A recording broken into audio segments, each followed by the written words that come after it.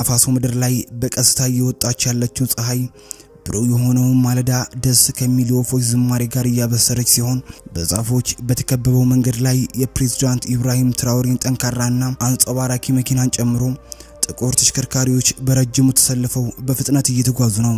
ከተለመደው ወታደራዊ መለዮ አለባበሱ ጋር የተሰየመው ወጣቱ ፕሬዝዳንት አንዳንድ ጠቃሚ ፋይሎችን እያነበበ ቆየና ቀና ብሎ ረዳቱን እየተመለከተ በሁለት ሰዓት ውስጥ ዋና ከተማ መድረስ አለብን። ይህ ስብሰባ ለወደፊት የሀገራችን ጉዳይ እጅግ ወሳኝ በመሆኑ ማርፈድ የለብንም አለው። እሺ ትዕዛዙን ተቀበለናል ክቡርነቱ፣ ረዳቱ መለሰ። መልእክቱ የደረሰው ሹፌሩ መኪናውን ፈጠን አድርጎ ማሽከርከር ሲጀምር መንገዱ ነፃ ስለነበረ ሁሉም ነገር በጥሩ ሁኔታ እየሄደ ቆይቶ የተወሰነ ርቀት ከተጓዘ በኋላ ከፊት ለፊት ሲሄዱ የነበሩ ጠባቂዎች መንገዱን ቀድሞ ሲቃኙ ድንገት አንዲት ትንሽ ልጅ መንገድ ዳር ካለው ቁጥቋጦ ወጣ በድፍረት መሃል ላይ ቆመችም። ለይቷ ጋር ቀድሞ የደረሰው መኪና ጎማውን ከአስፋልቱ ጋር እያጮኸ ጥቂት ሜትሮች ርቀት ላይ ቆመና ጠባቂዎቹ ዘለው በመውጣት ህፃናው ጋር ደርሰው ግራ በመጋባት አፍጥጠው ሲመለከቷት 5 ዓመት ገደማ የምትመስለው ልጅ ያረጀ ቀሚስ አድርጋ እግሯና ጸጉሯ ላይ አቧራ ተሸክማ አይኖቿን ያቅለሰለሰ ተመለከተቻቸው። አንደኛው ጠባቂ አንቺ ከመንገዱ ውጪ፣ ይህ የፕሬዝዳንቱ ተሽከርካሪ ነው፣ ራስሽን አትፈልጊው ሲል አንባረቀባትም።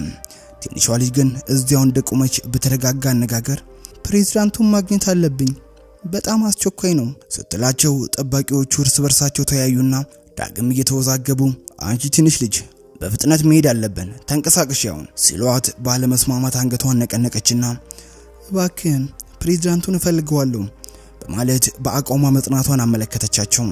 ቀጥሎ ፕሬዝዳንቱ ተበሳጭቶ ከመኪናው ወጣና ወደ ልጅቷ ሲያመራ የቅርብ ጠባቂዎቹ ተከትለውት እንደደረሰም ምን እየተደረገ እንዳለ ተጠይቅ ህፃኗ ልጅ ቀጥታ ወደሱ በእጇ እየጠቆመች አንተነ ፕሬዝዳንቱ አይደል?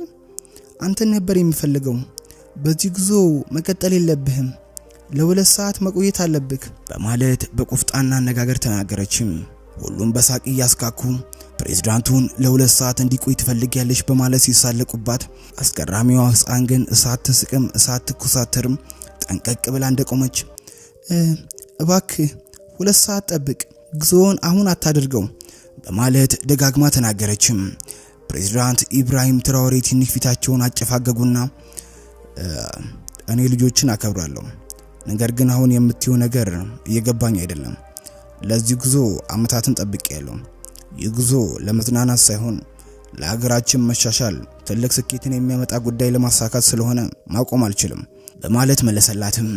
ለይቷ ግን ከሐሳቧም ሆነ ከመንገዱ ምንም ሳትነቃነቅ ቀና ብላ እኔ እየተጫወትኩ አይደለም፣ በዚህ መንገድ ላይ ችግር አለ፣ ባትሄድ ይሻላል ፕሬዝዳንት በማለት በመንገዱ ላይ የሚያጋጥመውን እክል በትንቢት ነገረችው።